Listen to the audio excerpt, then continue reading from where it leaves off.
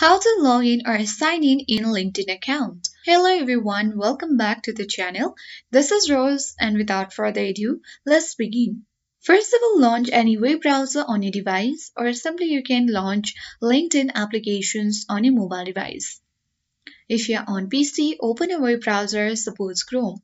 Now search for linkedin.com and press enter on your keyboard and then you will land on this official interface of LinkedIn.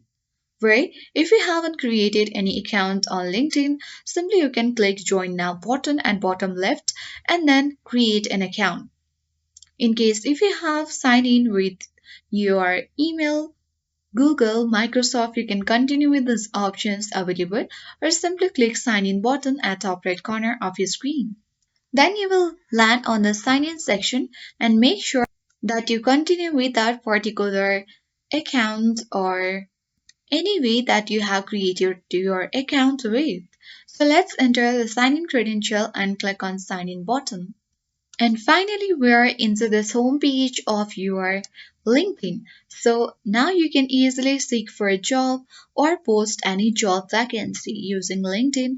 I hope this guide worked to log into your account. If you are new to our channel, hit the like button and subscribe. Thanks for watching and I'll see you in the next video.